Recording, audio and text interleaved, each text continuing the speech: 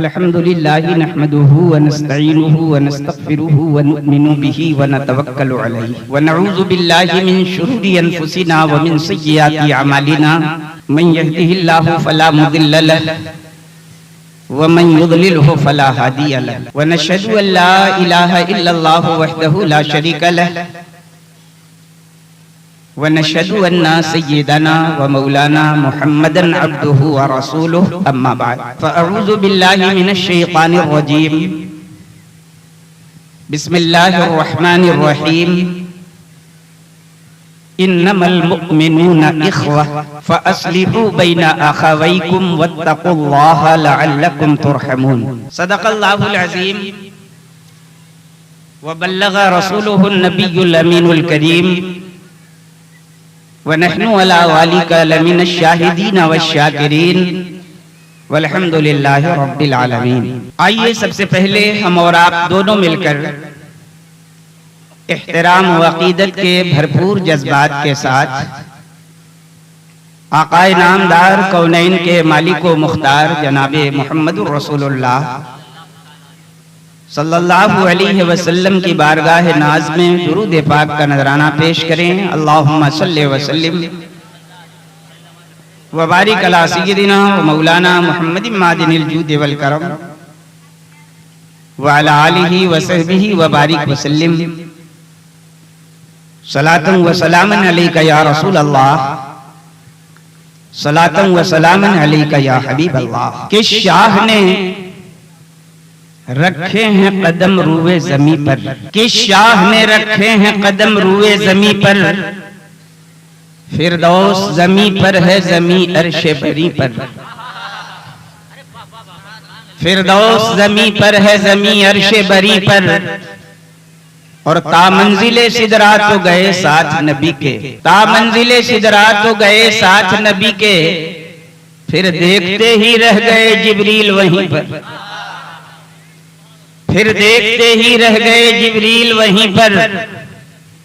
और न तख्त व ताज न दुनिया की हुक्मरानी दे, न तख्त व ताज न दुनिया की हुक्मरानी दे, मेरे खुदा मुझे तौफीक़े नात खानी दे, मेरे खुदा मुझे तौफीक़े नात खानी दे, और जहां मैं जाऊं नबी का गुलाम कहलाऊं, जहां मैं जाऊं नबी का गुलाम कहलाऊं, मेरे वजूद को ऐसी कोई निशानी दे, मेरे वजूद को ऐसी कोई निशानी दे।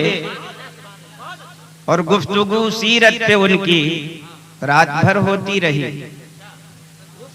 गुफ्तगू सीरत पे उनकी रात भर होती रही, और वक्फे वक्फे से सहर पे एक सहर होती रही, वक्फे वक्फे से सहर पे एक सहर होती रही। और तज़किरा जब छिड़ गया जुल्फे शहे अबरार का, तज़किरा जब छिड़ गया जुल्फे शहे अबरार का, नूर की बारिश हुई और रात भर होती रही, नूर की बारिश हुई और रात भर होती रही। एक बार झूम के अपने आका व मौला जनाबे मुहम्मदुर रसूलुल्लाह सल्लल्लाहु अलैहि वसल्लम की बारगाह में दुरूद पाक का नजराना पेश करें। अल्लाहुम्मा सल्लि व सल्लिम व बारिक अला सय्यिदिना व मौलाना मुहम्मदिन मादिनिल जूद वल करम व अला आलिहि व सहबिहि व बारिक व सल्लिम सलातन व सलामन अलैका या रसूल अल्लाह सलातन व सलामन अलैका या हबीब अल्लाह। हजरात, बारगाहे सय्यदी सरकार हुजूर मुजाहिदे मिल्लत अलैहि रहमतो व रिदवान के दरबारी नकीब हजरत मौलाना मोहम्मद इलियास फैजी साहब की शानदार निजामत व निकाबत में आपका ये खूबसूरत प्रोग्राम धीरे धीरे मंजिल की तरफ कामयाबियों के साथ आगे बढ़ रहा है। तकरीर की पहली कड़ी की हैसियत से उन्होंने इस नाचीज का नाम आपकी खिदमत में पेश किया है। मेरे बाद मुल्क के दो नामवर खतीब इंशाअल्लाह यके बादे दीगरे आपके रूबरू होंगे। वो कौन होंगे ये नकीब इजलास आपको बताएंगे। अगर तकरीर का उन्वान पहले से मुकर्रिर के ज़हन में डाल दिया जाए तो बोलने वाले को बहुत सहूलत होती, लेकिन आ जाने के बाद अगर किसी खास मौजू की फरमाइश की जाए तो थोड़ी सी दिक्कत होती। हमारे दाई मुहिब्बे गिरामी हजरत अलहाज मोहम्मद फारूक साहब ज़ीदा मजदहू ने जब हमें दावत दी तो मैंने पूछा था कोई खास उन्वान तकरीर का? नहीं, कोई खास उन्वान नहीं है, लेकिन यहां बन गया। खैर, मैं कोशिश करूंगा कि थोड़ा अपनी जमात की रविश से हट के कुछ गुफ्तगू आपके सामने करूंगा। और ये कोशिश इसलिए करूंगा कि हमारी जमात के बारे में कुछ लोग ये गलतफहमियां फैलाते हैं कि इन लोगों के पास एक ही मौजू है तकरीर का और कुछ नहीं, और वो मौजू कौन सा है हम आपको बताएंगे नहीं। किस मौजू की बात करते हैं वो आपको अच्छी तरह से। कुरान करीम की जिस आयत करीमा की तिलावत का मैंने शरफ हासिल किया है, अल्लाह रब्बुल इज्जत इरशाद फरमाता है इन्नमल मुमिनूना इख्वा, ईमान वाले ही आपस में भाई भाई हैं।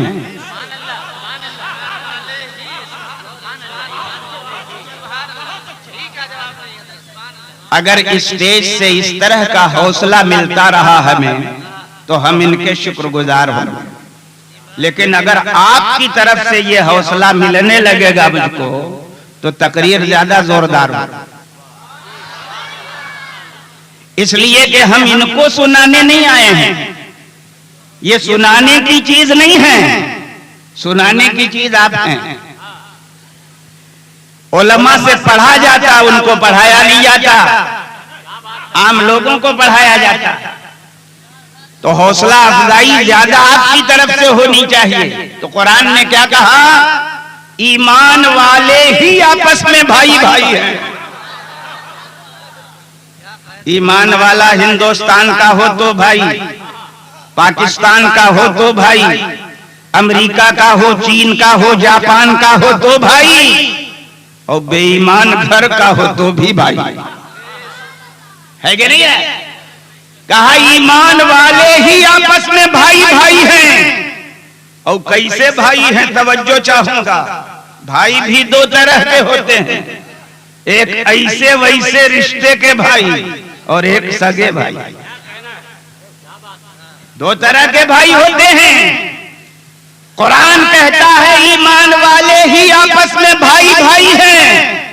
तो कैसे भाई हैं? ऐसे वैसे भाई हैं कि सगे भाई? मैं तवज्जो चाहूंगा आपकी। देखो, अरबी जबान दुनिया की बड़ी रिच जबान है। इस जबान का दुनिया की कोई जबान मुकाबला नहीं कर सकती। संसार की प्राचीनतम भाषा है अरबी भाषा, इससे पुरानी कोई जबान नहीं। एक साहब ने कोशिश की थी किसी दूसरी जबान को अरबी जबान से सीनियर साबित करने की, तो हमारे बिहार के अल्लामा मौलाना सुलेमान अशरफ भागलपुरी ने ऐसी दंदान शिकन किताब लिखी अल मुबीन के नाम से कि दुनिया जहान को मानना पड़ा कि दुनिया की सबसे कदीम और पुरानी जबान अगर कोई है तो अरबी जबान। दुनिया की सबसे रिच और मालदार जबान अगर कोई है तो अरबी जबान। एक छोटी सी मिसाल पेश कर दूं।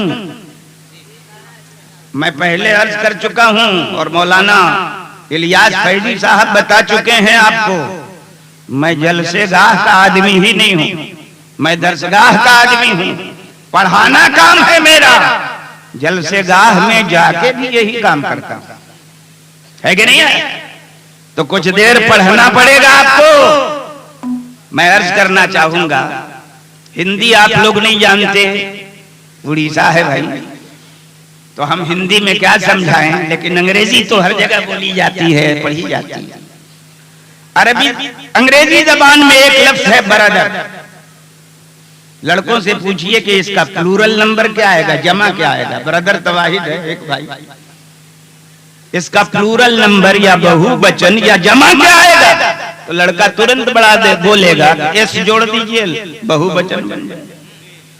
ब्रदर है, ब्रदर्स कर दीजिए, हो गया भाइयों की जमात, है कि नहीं?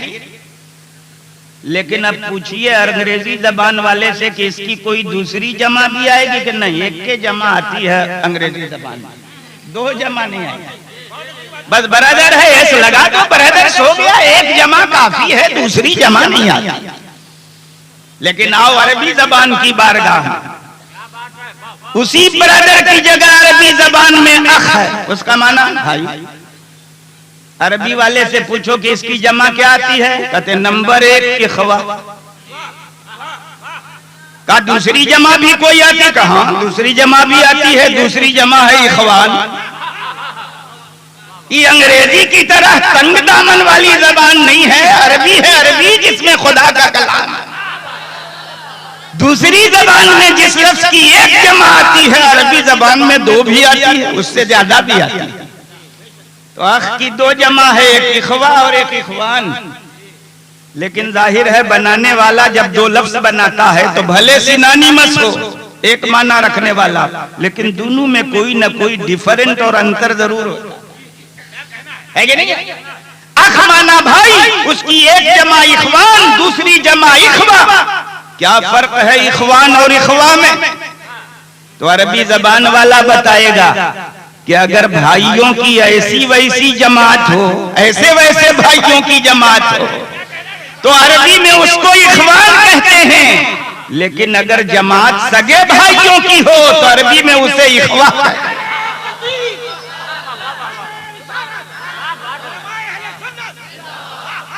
कुरान ये नहीं कहता इन्नमल मुमिनूना इखवान, ईमान वाले आपस में ऐसे वैसे भाई हैं। कुरान तो कहता है इन्नमल मुमिनूना इखवा, ईमान वाले आपस में सगे भाई।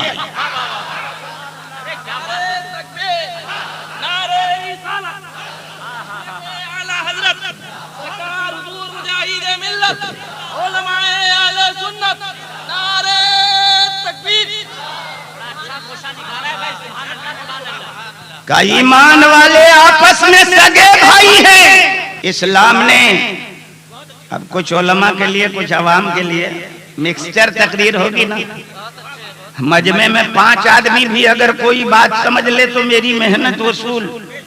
हो सकता है 5 आदमी समझ जाए तो हफ्ते भर में 50 को समझा दे, तो समझ जाएंगे। मैं अर्ज करना चाहूंगा, कुरान कहता है ईमान वाले आपस में सगे भाई हैं। ईमान की बुनियाद पर इस्लाम ने ईमान वालों के बीच उखुवत का, भाईचारगी का, बंधुत्व का रिश्ता कायम कर दिया।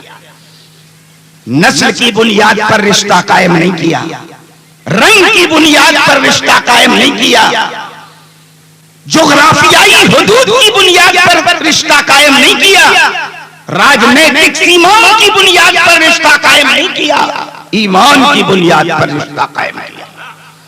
ईमान वाला है, किसी रंग का हो, किसी जात का हो, किसी बिरादरी का हो, किसी कबीले का हो, किसी मुल्क का हो, ईमान वाला है तो आपस में सगा भाई। और जब सब ईमान वाले आपस में सगे भाई हैं तो कभी कभी सगे भाइयों के बीच लड़ाई होती है कि नहीं होती? नहीं होती है। अरे ऐसे न हो, अब्बा के इंतकाल के बाद तो लगभग जरूर होती है कि नहीं? जब बंटवारे की मंजिल आएगी तब तो जरूर होती है। जब मुकेश अंबानी और अनिल अंबानी लड़ सकते हैं अरबों की संपत्ति रखने के बावजूद, तो थोड़ी बहुत जायदाद है उसमें तो लड़ाई हो जाती है, बंटवारे है कि नहीं? तो कभी न लड़े तो उस मौके पे जरूर लड़े। तो कुरान दुनिया जहान के मोमिनों को हिदायत देता है कि दुनिया जहान के मोमिन जब आपस में सगे भाई हैं, फअस्लिहू बैना अखवैकुम, दो भाइयों के बीच लड़ाई हो जाए। कुरान ये नहीं कहता 2 लोगों के बीच, का 2 भाइयों के बीच लड़ भी रहा है तो तुम्हारा सगा भाई। जिससे तुम लड़ रहे हो मोमिन है तो तुम्हारा सगा भाई, और तीसरा गिरोह जो देख रहा है वो भी सगा भाई, मोमिन है तो वो भी सगा भाई। कुरान कहता फासलिहू बैना अखवैकुम, दो सगे भाई जब तुम्हारे लड़ जाएं तो ये ईमान वालों तुम्हारी जिम्मेदारी ये नहीं बनती कि तुम उस लड़ाई की आग में पंखा झलो, लड़ाई और भड़काओ, आग में हवा दो, लड़ाई की आग में हवा दो, नहीं। फासलिहू बैना अखवैकुम, दो भाई लड़ जाए तो कंप्रोमाइज करा दो, सुलह मुसालह करा दो, समझौता करा दो, और खबरदार 1600 समझौता कराने में पक्षपात मत करना, जानिबदारी से काम मत लेना, किसी पे गलत प्रेशर मत बनाना, बेजा दबाव मत बनाना। वत्तकुल्लाह, अल्लाह से डर, सुलह कराना तो खुदा से डर के सुलह कराना, तकवा इख्तियार करके सुलह कराना, न नाजायज दबाव बनाना, न जानिबदारी से काम लेना, न्यूट्रल और निष्पक्ष रह के अल्लाह से डरते हुए भाइयों के बीच सुलह करा देना। अब ऐसा करा दोगे तो क्या होगा? कहा लअल्लकुम तुरहमून, अगर तुमने दो लड़ने वाले भाइयों के बीच समझौता करा दिया, दो लड़ने वाले भाइयों के बीच सुलह करा दी, तो खुदा तुम पर रहमतों की बरसात कर देगा। जब तक आपस में लड़ते रहोगे ज़हमत में पड़ते रहोगे, और जब लड़ने वालों के बीच समझौता करा दोगे तो रहमते इलाही की बरसात में नहाने लगोगे। लअल्लकुम तुरहमून, सुलह करा दो, तुम पर रहमतों का नुज़ूल होगा। तो कुरान ने कहा इन्नमल मुमिनूना इख्वा, ईमान वाले ही आपस में भाई भाई हैं। ईमान की बुनियाद पर खुदा ने वो खुव्वत का रिश्ता कायम किया है, ये रिश्ता जिंदगी के किसी मरहले में टूटना नहीं चाहिए, टूटना नहीं चाहिए। और इसीलिए कुरान ने उन सारी बुनियादों को जिंदगी से उखाड़ कर फेंक देने की तालीम दी है जिन बुनियादों पर भाई भाई का रिश्ता टूटने के कगार पे पहुंचता। फेंक दो उन सारी बुनियादों को अपने जीवन से उखाड़ कर जिन बुनियादों पर भाई भाई का रिश्ता टूटता है। मैं अर्ज करना चाहूंगा कि इन बुनियादों पर भाई भाई का रिश्ता टूटता है। आज राजनेताओं की मेहरबानी से मुसलमानों में भी जात बिरादरी का झगड़ा खड़ा हो गया है कि नहीं हो गया? हमारे पैगंबर जब आज से 1400 साल पहले तशरीफ लाए थे तो जात पात की सारी तफरीकात को अपने पैरों से रौंद कर कलमे तौहीद की बुनियाद पर दुनिया जहान के कबीलों को एक रिश्ते में पिरो दिया। हमारे पैगंबर ने इंसानी मुसावात ईमान की बुनियाद पर उखुवत और भाईचारगी का रिश्ता कायम फरमाया। ये रिश्ता टूटने न पाए। राजनेताओं की मेहरबानी से हमारे समाज में ये जात बिरादरी की बुनियाद पर तफरीक की लानत घुस रही है। जात पात की बुनियाद पर एक मुसलमान दूसरे मुसलमान को हकारत और जिल्लत की नजर से देखता है। कुरान इस पर पाबंदी लगाता है। अगर ऐसा करोगे तो ईमान की बुनियाद पर उखुवत का जो रिश्ता कायम है वो टूट जाएगा। कुरान ने हिदायत दी अपने मानने वालों को, ला यस्खर कौमुम मिन कौम असा अन यकूनु खैरम मिनहुम वला निसाउम मिन निसा असा अन यकुन्न खैरम मिनहुन। कि कोई कौम दूसरी कौम का मजाक न उड़ाए, कोई कौम दूसरी कौम का मजाक न उड़ाए, इसलिए कि जो कौम दूसरी कौम का मजाक उड़ा रही है उसको क्या पता कि जिसका मजाक उड़ा रही है अल्लाह के नजदीक वही अच्छी। क्या पता है उसको? अपनी बिरादरी की बुनियाद पर जिस कौम का मजाक उड़ा रही है अल्लाह की बारगाह में वही अच्छी हो, क्या पता। वला निसाउ मिन निसा, और औरतों की कोई जमात भी दूसरी जमात की बुराई न करे, मजाक न उड़ाए। उन औरतों को क्या पता कि औरतों की जिस जमात का वो मजाक उड़ा रही हैं, खुदा की बारगाह में वही अच्छी है। इसलिए कि अल्लाह की बारगाह में इज्जत और शराफत का मेयार, इज्जत और शराफत की बुनियाद जात बिरादरी है ही नहीं, तकवा और परहेजगारी। तकवा और परहेजगारी है। खुदा के यहां अगर किसी को इज्जत मिलती है तो तकवा और परहेजगारी की बुनियाद पर मिलती है, जात और बिरादरी की बुनियाद पर नहीं मिलती है। अल्लाह रब्बुल इज्जत कुरान करीम में इरशाद फरमाता है, इन्ना खलकनाकुम मिन ज़करिन व उन्सा व जअलनाकुम शुऊबन व क़बाइल लिताअरफू इन्ना अकरमकुम इंदल्लाहि अत्क़ाकुम। ए लोगों, हमने तुम्हें एक स्त्री और एक पुरुष से पैदा किया है। हमने तुम्हें एक मर्द और एक औरत से पैदा किया है। पूरी इंसानी बिरादरी और पूरी मानव जात एक ही माता पिता की संतान, एक ही माँ बाप की औलाद है। फिर अल्लाह फरमाता है कि हमने तुम्हारे मुख्तलिफ कबीले बनाए, मुख्तलिफ शाखें बनाई, लेकिन ये कबीले और शाखें इसलिए नहीं बनाई कि इन कबीलों की बुनियाद पर, बिरादरियों की बुनियाद पर और शाखों की बुनियाद पर तुम एक दूसरे के मुकाबले में घमंड करो, गुरूर करो, एक दूसरे की तहकीर करो, एक दूसरे की तदलील करो, एक दूसरे को जिल्लत और हकारत की नजर से देखो। नहीं, हमने ये मुख्तलिफ कबीले इसलिए बनाए हैं लिताअरफू, ताकि तुम लोग एक दूसरे से परिचित हो सको, एक दूसरे से इंट्रोड्यूस हो सको, एक दूसरे से जान पहचान कर सको। हमने तुम्हारी शनाख्त और पहचान के लिए कबीले बनाए हैं। ये कबीले दूसरों पर घमंड और गुरूर करने के लिए नहीं बनाए। इस्लाम से पहले ये जाहिलियत का मजाज था कि लोग रंग की बुनियाद पर गुरूर करते थे, नस्ल की बुनियाद पर गुरूर करते थे, कबीलों की बुनियाद पर गुरूर करते थे। हमारे पैगंबर आए तो इस नस्ली और कबाइली गुरूर का खात्मा फरमाया और सिर्फ मोमिन होने की बुनियाद पर सबको एक सफ में खड़ा कर दिया। हमारे पैगंबर ने जब अपनी जाहिरी जिंदगी का आखिरी हज फरमाया, हज्जतुल विदा, हज्जतुल विदा में आखिरी फरीजा है हज का, आप जानते हैं, तवाफ़े ज़ियारत। हमारे पैगंबर ने तवाफ़े ज़ियारत किया। तवाफ़े ज़ियारत करने के बाद हमारे पैगंबर सहाबा के रूबरू हुए और सहाबा को मुखातब करके हमारे पैगंबर ने एक तकरीर फरमाई। तवज्जो चाहूंगा, क्या तकरीर फरमाई?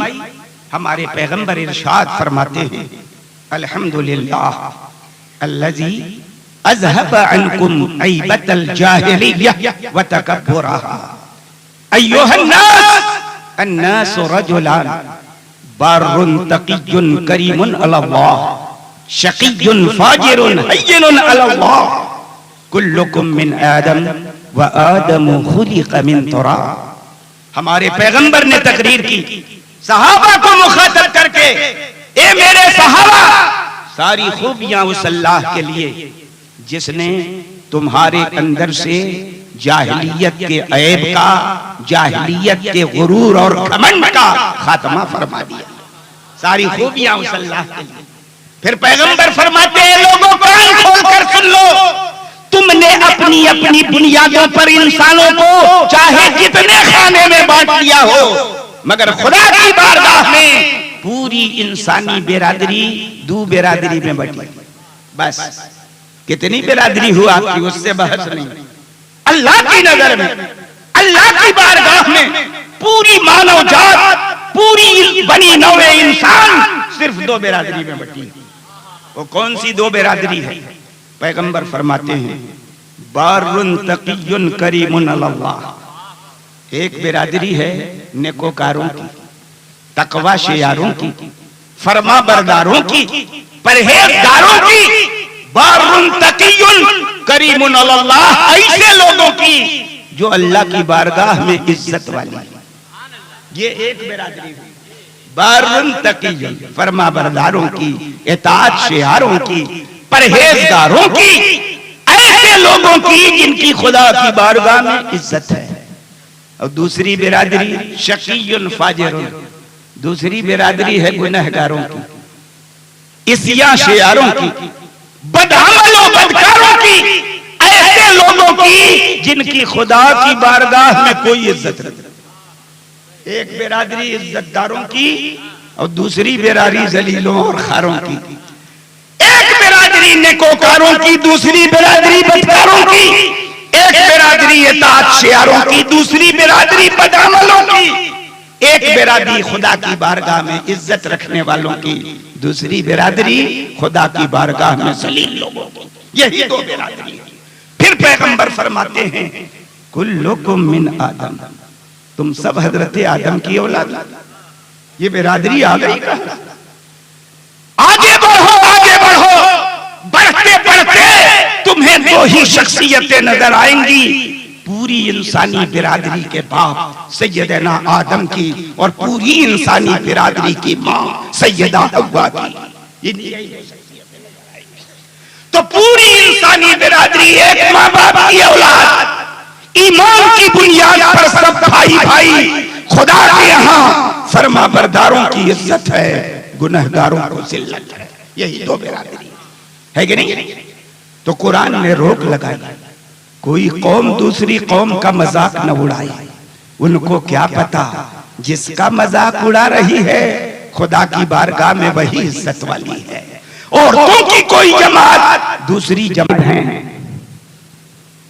जिनके यहाँ मजहबी किताबों के पढ़ने पर जात बिरादरी की कैद लगी हुई। इस इबादत खाने में ये बिरादरी वाला जाएगा, वो बिरादरी वाला नहीं जाएगा। धार्मिक पुस्तकें इस बिरादरी के लोग पढ़ेंगे, उस बिरादरी के लोगों का पढ़ना जुर्म है। ये दूसरे धर्म की बात है, जिन्होंने इंसानों को जात पात की बुनियाद पर बांट रखा है। हमारा इस्लाम जात पात की बुनियाद पर इंसानों को नहीं बांटता, नेकी और बदी की बुनियाद पर दो खानों में रखा। कोई तफरीक नहीं है जात बिरादरी की बुनियाद पर। हमारी मजहबी किताब है कुरान, हमारी मजहबी चीज है नबी का फरमान। न कुरान पढ़ने पर कोई पाबंदी है बिरादरी की बुनियाद पर, न हदीस पढ़ने पर कोई पाबंदी है बिरादरी। जिस बिरादरी का आदमी चाहे आलिम बन जाए, जिस जात का आदमी चाहे आलिम बन जाए, जिस कबीले का आदमी चाहे मुफ्ती बन जाए, हाफिज बन जाए, आलिम बन जाए, मुहद्दिस बन जाए, कोई पाबंदी नहीं। कुरान दुनिया जहान के मुसलमानों को आवाज देता है बिना जात बिरादरी की कैद के। कुरान कहता है फलौला नफर मिन कुल्ल फिरकतिन ताइफा लियतफक्कहू फिद्दीन वलयुनज़िरू कौमहुम इज़ा रजअू इलैहिम लअल्लहुम यहज़रून। कुरान कहता है कि सब लोग फकीह बन जाएं, मुफ्ती बन जाएं, आलिम बन जाएं, ऐसा तो नहीं हो सकता, ऐसा नहीं हो सकता। लेकिन ऐसा तो हो सकता है फलौला नफर मिन कुल्ल फिरकतिन ताइफा। ऐसा क्यों नहीं होता कि हर बड़ी जमात से एक छोटी टुकड़ी निकल गई? हर बड़ी जमात, कौन बड़ी जमात? मैमनों की जमात से छोटी सी टुकड़ी निकले, खान साहबान की जमात से छोटी सी टुकड़ी निकले, शेखों की जमात से छोटी सी टुकड़ी निकले, अंसारियों की जमात से छोटी सी टुकड़ी निकले। जिस बिरादरी का मुसलमान हो, हर बिरादरी की बड़ी जमात से एक छोटी सी टुकड़ी निकले। कोई कैद नहीं है जात बिरादरी की। कुरान कहता है क्यों नहीं ऐसा होता कि हर बड़ी जमात से एक छोटी सी टुकड़ी निकल जाए। काहे के लिए? ले यतफक्कहू फिद्दीन, ताकि हर बड़ी जमात से छोटी टुकड़ी निकलकर दीन की सच्ची समझ हासिल करे, आलिम बन जाए, मुफ्ती बन जाए, मुहद्दिस बन जाए, मुफस्सिर बन जाए, दीन की रूह तक पहुंच जाए। सबको सलाए आम, किसी बिरादरी की तखसीस नहीं। और एक बात मैं अर्ज करना चाहूंगा, याद रखना, आलिम बनना ये फर्ज किफाया है। फर्ज किफाया जानते हैं कि नहीं जानते? अरे एक होता है फर्ज ऐन जो सब पर फर्ज हो, एक के अदा करने से दूसरों से न उतरे, सबको अदा करना होगा तब उतरेगा। नमाज पंजगाना फर्ज ऐन है, हर मुसलमान आकिल बालिग पर सबको पढ़ना पड़ेगा। एक के पढ़ने से दूसरों का फरीजा नहीं उतरेगा। नमाज जनाजा फर्ज किफाया, किसी का इंतकाल हो गया, एक मुसलमान ने नमाज जनाजा पढ़ ली, सबके जिम्मे से फरीजा उतर गया। और अगर किसी ने नहीं पढ़ी तो सब पर चढ़ा रह गया, सब गुनहगार हो गए। याद रखना, आलिम बनना, फकीह बनना, दीन की रूह तक पहुंचना, ये सब पर फर्ज नहीं है, फर्ज ऐन नहीं, फर्ज किफाया। हर बड़ी आबादी में एक छोटी सी जमात या कम से कम एक आलिम जरूर होना चाहिए। होना चाहिए कि नहीं होना चाहिए? बहुत दिनों से जलसा करा रहे हैं केंद्रापाड़ा में। केंद्रापाड़ा का कोई आलिम आपने आज तक बनाया है कि नहीं बनाया? अगर केंद्रापाड़ा में ऐसा आलिम दीन है कि जिंदगी और बंदगी के मसाइल के ताल्लुक से जो मसला चाहे वो हल कर दे, तब तो उतर गया है सबका फर्ज, तब उतर गया है सबका फर्ज। लेकिन अगर ऐसा आलिम नहीं है जो जिंदगी और बंदगी के मसाइल के बारे में आपको कुरान और नबी के फरमान का सही नुक्ते नजर बता सके, तो सब पर यह फरीजा चढ़ा और तब तक चढ़ा रहेगा जब तक के इस धरती से कोई ऐसा आलिम न पैदा कर दे आप जो जिंदगी और बंदगी के सारे मसाइल में आपको जानकारी।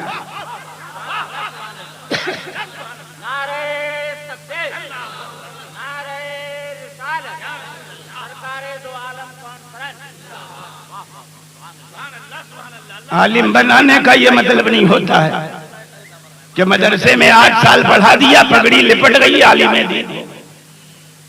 आलिम उसे कहते हैं जो दीन के ताल्लुक से जिंदगी और बंदगी के जरूरी मसाइल से बराबर आशना हो, वो आलिम होता है, वो आलिम होता है। पगड़ी बंधवा लेने से आलिम नहीं हो जाता, सनद ले लेने से आलिम नहीं हो जाता। आलिम इल्म से बना है, दीन का इल्म रखता है तब आलिम होता है। और दीन का इल्म हासिल करना हर कसो नाकस की बात नहीं है। सबको अल्लाह ने आवाज दी, आओ दीन का इल्म हासिल करो, निकलो अपनी बिरादरी से, जाओ दीनी मदारिस की तरफ, दीन की सच्ची समझ हासिल करो। सबको हुक्म नहीं दिया, छोटी सी टुकड़ी, क्योंकि आलिम बनना आसान नहीं है। एक आलिम जब अपने जीवन को दान कर देता है दीन की राह में, तब आलिम बनता है। अपनी जिंदगी वक्फ कर देता है तब आलिम बनता है। कुरान और हदीस की तालीम और तालीम में अपनी पूरी जिंदगी खपा देता है तब आलिम बनता है, ऐसे आलिम नहीं बनता। आजकल का मामला ये है कि उर्दू की चंद किताबें पढ़ ले और आलिम के शाना बशाना खड़ा हो जाए। इमाम साहब के पास जाएगा तो उनसे दीन सीखेगा नहीं, उनको सिखाएगा। ऐसे तकरीर कीजिएगा, इस मौजू पर कीजिएगा, ये बोलिएगा, ये मत बोलिएगा। मरीज डॉक्टर को अब बताने लगा, हुजूर वो दवा मत लिखिए। अरे किसी दवा से एलर्जी है खाली उतने बताता, किस दवा से हमको एलर्जी होती है। क्या जरूरी है कि आपको जिससे एलर्जी है सारे मरीजों को उस दवा से एलर्जी? कोई जरूरी नहीं है। तो अपनी एलर्जी दूसरों पर मत थोपो। आलिम जानता है क्या बोलना है, आलिम जानता है क्या नहीं बोलना है कि नहीं? तो कहते दीन की सच्ची समझ हासिल करो। सब कर सकता है इल्म हासिल, मगर आलिम बनने के लिए जिंदगी वक्फ करना पड़ता है। जिंदगी वक्फ करना पड़ता, जिंदगी आप वक्फ करेंगे आलिम बन जाएंगे, कोई शक नहीं। और इसीलिए कुरान ने कहा है वलक़द यस्सरनल कुरआन लिज़िक्र फहल मिन मुद्दकिर। हमने कुरान को याद करने के लिए आसान कर दिया है। कोई याद करने वाला? कुरान को याद करना आसान है, लेकिन कुरान को समझना बहुत मुश्किल है। और इस मुश्किल मरहले से वही गुजर सकता है जो अपनी पूरी जिंदगी वक्फ कर दे कुरान के लिए। कर सकता, सब कर सकता है, मगर जिंदगी वक्फ करना हो। कुरान के इल्म हासिल करने के लिए। मैं अर्ज करना चाहूंगा, कुरान ने ये नहीं कहा कि कुरान का समझना आसान है, कहा कुरान का याद करना आसान है। चंद साल का बच्चा पूरे कुरान को अपने सीने में उतार लेगा, लेकिन आलिम बनना आसान नहीं, पूरी जिंदगी लगाना पड़ेगा आलिम बनने के लिए। और इसीलिए कुरान ने कहा सब पर आलिम बनना फर्ज नहीं है। फलौला नफर मिन कुल्ली फिरकतिन ताइफा, क्यों नहीं ऐसा होता कि हर बड़ी जमात से एक छोटी सी टुकड़ी निकले, लियतफक़हू बिद्दीन, और इसलिए निकले कि वो निकल के दीन की सच्ची समझ हासिल करे। वलियुनज़िरू कौमहुम इज़ा रजऊ इलैहिम, और जब आलिम बन के लौटे तो अपनी कौम को खुदा के अजाब से डराए, ताकि वो अल्लाह के अजाब से बच जाए, अल्लाह के अजाब से बच जाए। मैं अर्ज करना चाहूंगा, आलिम बनना आसान नहीं है। जो जिंदगी वक्त करेगा आलिम बनने के लिए वही आलिम बन सकेगा। तो सब पर आलिम बनना फर्ज नहीं है। क्यों नहीं फर्ज है सब पर आलिम बनना? अरे सब इल्म दीन हासिल करते, सब आलिम बन जाते, मगर क्यों नहीं अल्लाह ने सब पर आलिम बनना फर्ज किया?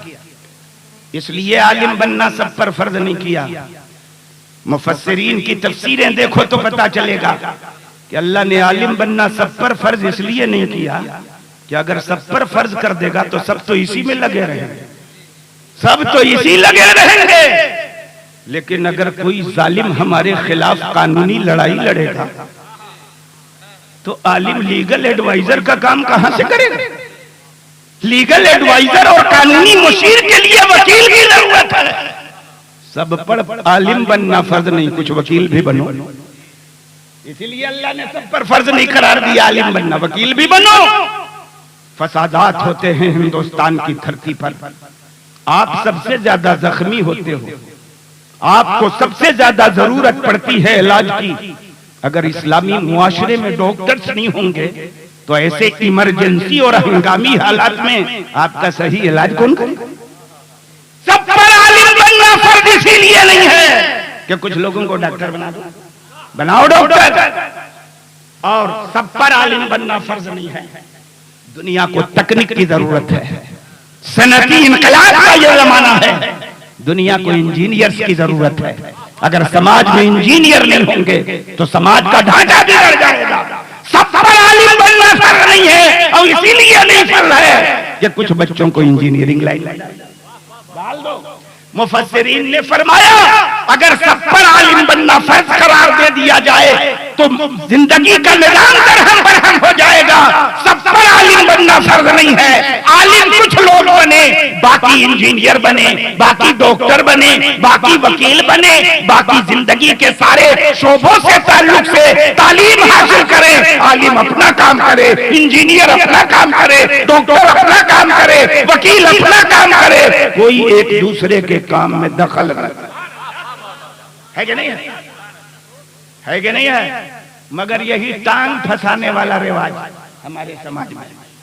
डॉक्टर को आलिम समझाता है, अरे तुमने मेडिकल साइंस पढ़ा है, दीनी साइंस तो हम पढ़े, रिलीजियस साइंस हमारे पास है, तेरे पास मेडिकल साइंस है। मेडिकल साइंस की हमको जरूरत पड़ेगी, हम तेरे पास जाएंगे। मजहबी साइंस हमारे पास है, इसकी जरूरत है, तुम हमको समझाओ मत समझो।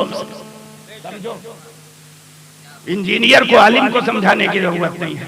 आपकी लाइन का कोई काम होगा हम आपसे समझ लेंगे, है कि नहीं है? रोड का ठेका लेंगे, पुल का ठेका लेंगे, बिल्डिंग का ठेका लेंगे, और किसी चीज कोई काम करना चाहेंगे इंजीनियरिंग के ताल्लुक से हम आपसे मशवरा ले लेंगे। मगर दीनी मामले में आप हमको मशवरा मत दीजिए।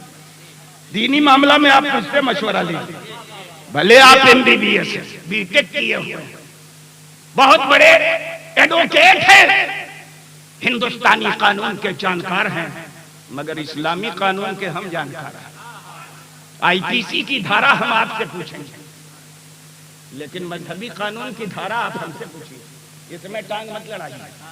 मैं अर्ज करना चाहता हूं, सारे मुसलमानों पर आलिम बनना खुदा ने इसीलिए फर्ज नहीं करार दिया कि जिंदगी का निजाम दरहम बरहम हो जाएगा।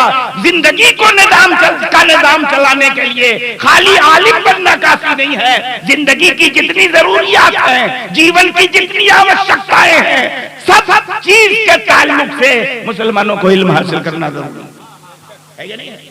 मैं तफसील में नहीं जाना चाहता, मैं अर्ज करना चाहता हूं, हमारा इस्लाम वो मजहब है जिसने पूरी इंसानी बिरादरी को, जो न जाने इस्लाम से पहले किन किन बुनियादों पर कितने खानों में बटी हुई थी, मेरा इस्लाम आया और हमारे पैगंबर ने कलमा तौहीद की बुनियाद पर सबको एक सफ में खड़ा कर दिया, एक सफ में खड़ा कर दिया। हजरत बिलाल हबशी को इस्लाम से पहले पूछता क्यों था? उनकी यह औकात नहीं थी कि अरबों के सामने वो कुर्सी या तख्त पे बैठ जाए, मगर वही बिलाल जब इस्लाम कबूल कर लेते हैं, हमारे पैगंबर जब इस्लामी इनकलाब लाते हैं, तो सिद्दीक़ अकबर और फारूक आजम जैसे लोग बिलाल को सैयदना बिलाल कहते हैं, हमारे सरदार हैं बिलाल। मैं अर्ज करना चाहता हूं, जात पात और रंग नस्ल की सारी तफरीकात को मिटाकर हमारे पैगंबर ने इंसानी बिरादरी को कलमा तौहीद की बुनियाद पर एक सफ में खड़ा कर दिया, एक सफ में खड़ा कर दिया। दूसरे मजहबों में है ई बिरादरी का आदमी हमारी धार्मिक किताबें पढ़ेगा, उस बिरादरी का आदमी नहीं पढ़ेगा। ये हमारा धर्म सबको सलाह आम देता है, जिस बिरादरी का आदमी हो, मुसलमान है तो आलिम बने, फकीह बने, मुहद्दिस बने, मुफ्ती बने, जो चाहे बने, सबको सलाह है कि नहीं? मैं अर्ज करना चाहूंगा, ईमान की बुनियाद पर उखुवत का रिश्ता कायम किया कुरान ने। ये रिश्ता जिंदगी की किसी मंजिल पे टूटने न पाए। जिन जिन बुनियादों पर यह रिश्ता टूटता है, अल्लाह ने, इस्लाम ने उन सारी बुनियादों को उखाड़ के फेंक दिया। किन बुनियादों पे टूटता है यह रिश्ता? कुरान करीम इरशाद फरमाता है, या अय्युहल्लज़ीना आमनू, या अय्युहल्लज़ीना आमनू इज्तनिबू कसीरम मिनज़्ज़न। ए ईमान वालों, ढेर सारे गुमान करने से, ढेर सारा गुमान करने से बचो। क्यों? फ़इन्न बादज़्ज़न्नि इस्म, क्योंकि ढेर सारा गुमान गुनाह होता। उलमा बैठे हैं, मुफस्सिरीन ने कहा है कि कुरान करीम ने जहां कसीरम मिनज़्ज़न कहा है, ढेर सारा गुनाह, और दोबारा कहा बादज़्ज़न, यही बादज़्ज़न कसीरम मिनज़्ज़न, ये बादज़्ज़न कसीरम मिनज़्ज़न है। क्या मतलब? कुरान कहना चाहता है ढेर सारा गुमान करने से बचो, क्योंकि ढेर सारा गुमान गुनाह होता, कुछ ही गुमान सही होता, मगर ज्यादा तो आदमी दूसरे की तरफ से बदगुमानी करता है, और जब बदगुमानी करता है तो लड़ाई की बुनियाद पैदा होती है, उखुवत का रिश्ता टूटता है, ईमान वालों के बीच झगड़ा होता है, लड़ाई होती है। कुरान ने रोक लगा दी, फेंक दो बदगुमानी की बुनियादों को उखाड़ कर, इज्तनिबू कसीरम मिनज़्ज़न, ढेर सारा गुमान करने से बचो, क्योंकि ढेर सारा गुमान गुनाह होता है। और सबसे बड़ी बात तो कुरान ने की, वला तजस्ससू, एक दूसरे की टोह में मत पड़ना, एक दूसरे की टोह में मत पड़ना। मुसलमान अगर दूसरे मुसलमान की टोह में पड़ता है तब रिश्ता टूटता है, उखुवत का, लड़ाई होती है, झगड़ा होता है। आजकल आम मजाल है कि आदमी अपने गिरेबान में मुंह डाल के नहीं देखता, वो दूसरों को देखता है, कहां से ला रहा है, किधर से खा रहा है, इतना उजला कपड़ा कैसे पहन रहा है, इतना कीमती घर कैसे बनवा लिया, इतनी लंबी गाड़ी पे कैसे चल रहा है, टोह में पड़ा रहता है, कहां से लाया, किधर से लाया, क्या किया, क्या किया। अपनी तिजारत को फरोग देने की कोशिश नहीं करता, दूसरे की बिजनेस को डाउन करने के चक्कर में पड़ा रहता है। मैं अर्ज करना चाहता हूं, कुरान कहता है वला तजस्ससू, खबरदार एक दूसरे की टोह में मत पड़ना, टोह में मत पड़ना। और इसी वजह से, इसी की तशरीह करते हुए हमारे पैगंबर ने एक हदीस में इरशाद फरमाया, अल्लाह के मुकद्दस रसूल जनाब मुहम्मदुर रसूलुल्लाह सल्लल्लाहु अलैहि वसल्लम इरशाद फरमाते हैं, या माशिरा मन आमना बिलिसानी वलम्मा यदखुलिल ईमानु क़ल्बह ला तत्तबिउ औरातिल मुस्लिमीन। जी जी, बस आखिरी बात, ला तत्तबिउ औरातिल मुस्लिमीन फ़इन्नहु मन इत्तबा औरतह इत्तबा अल्लाहु औरतह व मन यत्तबिल्लाहु औरतह यफ़दहु फ़ी बैतिही। पैगंबर फरमाते हैं कि ए वो लोगों जिन्होंने जबान से इस्लाम कबूल किया है, लेकिन अब तक ईमान उनके दिल में रच बस नहीं सका। ला तत्तबिउ औरातिल मुस्लिमीन, मुसलमानों की ढकी छुपी बुराइयों की जुस्तजू मत करो, टोह में मत पड़ो, इसलिए कि अगर तुम ऐसा करोगे अपने मुसलमान भाइयों के ढके छुपे उयूब को बाहर निकालने की कोशिश करोगे तो खुदा तुम्हारी बुराइयों के दर पे हो जाए, और खुदा जिसकी बुराइयों के दर पे हो जाए तो चौराहा है, और खुदा जिसकी बुराइयों के दर पे हो जाए तो चौराहा है। घर की चाह दीवारी में उसे रुसवा कर दे। अपने आप को रुसवाई से बचाना चाहते हो तो अपने भाई को रुसवा करने की तरकीब मत लगाना।